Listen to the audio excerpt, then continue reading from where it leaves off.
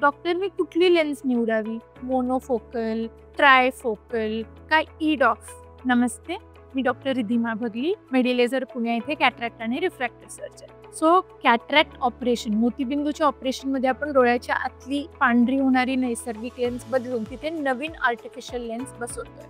त्याचे वेगवेगळे प्रकार असतात. मोनोफोकल म्हणजे ती लेन्स बसवली ही रेग्युलर अशी दिसणारी लेन्स असते, ज्याच्यामध्ये या लेन्सला एकच पॉइंट ऑफ फोकस आहे की लांबचं छान दिसतंय, रीडिंगसाठी मी चष्मा वापरायला रेडी आहे. सो जर तुम्ही रीडिंग चष्म्यासाठी रेडी असाल तर तुम्ही मोनोफोकल लेन्स सेफली ऑप्ट करू शकता कुठल्याही कंपनीची ब्रँडची. काही लोकांची इच्छा असते की ही मला छान संधी मिळाली, मला रीडिंगसाठी चष्मा नको, की माझं दिवसभराचं काम आहे, मी खूप शिवणकाम करते, माझं खूप मोबाईलवर काम असतं, ट्रेडिंग करते आणि मला रीडिंगसाठी चष्मा खरंच नको.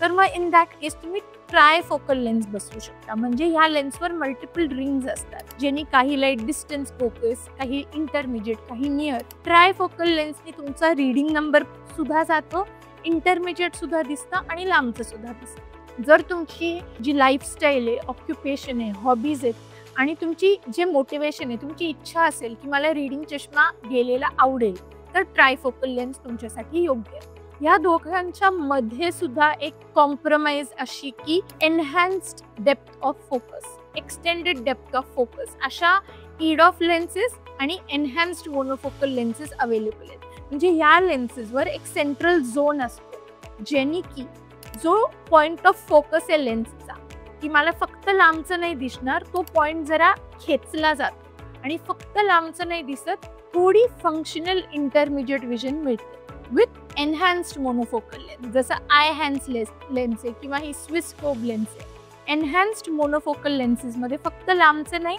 तर थोडं इंटरमिजिएट, म्हणजे मला स्वयंपाक करायचा आहे, मला डेस्कटॉप बघायचा आहे, एक मॉनिटर बघायचा आहे, मला डॅशबोर्ड बघायचा आहे गाडीचा, तर ह्या अंतरावर तुम्हाला विदाऊट चष्मा दिसू शकतो. मग एनहान्स्ड मोनोफोकल आणि ईडॉफ मध्ये सुद्धा फरक आहे.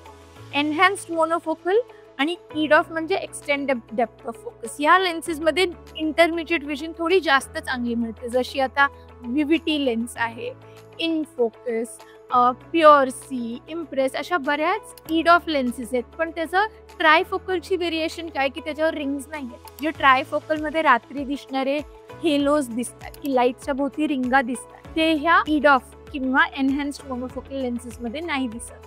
म्हणून जर तुमची इच्छा आहे की ठीक आहे, मला लांबचं आणि मधलं दिसलेलं चालेल, पण मला त्या रिंग्स नको आहेत बाबा रात्री, माझं दररोज विकेंडला बॉम्बे पुन्हा नाईट ड्रायव्हिंग असतं आणि ह्या रिंग्सचा मला त्रास होईल, किंवा माझी पर्सनॅलिटी अशी आहे की मला छोट्या छोट्या गोष्टींना मी दुर्लक्ष करायला मला सोपं नसतं, तर तुम्ही ट्रायफोकल लेन्स न चूज करता ईडॉफ लेन्स चूज करू शकता. बट इन दॅट केस तुमची रीडिंग विजनसाठी फोन बघायला, अगदी छोटी अक्षरं बघायला तुम्हाला रीडिंग चष्मा लागण्याची नक्की गरज पडू शकते. मे बी तो 2.5 नंबरचा नसेल, थोडा कमी असेल, 1.5 असेल, 2 असेल, पण रीडिंगसाठी चष्मा घालायची तयारी असेल तर आपण ईडॉफ लेन्स ऑप्ट करू शकतो.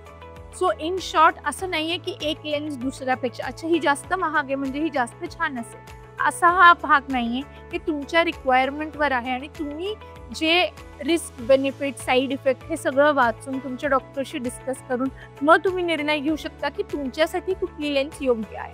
एकच लेन्स सगळ्यांना परफेक्ट आहे का? नाही. अजून एक व्हरायटी आहे ज्याला म्हणतात टोरिक लेन्स, ज्यांच्या डोळ्यातला सिलेंड्रिकल नंबर मोठा असतो.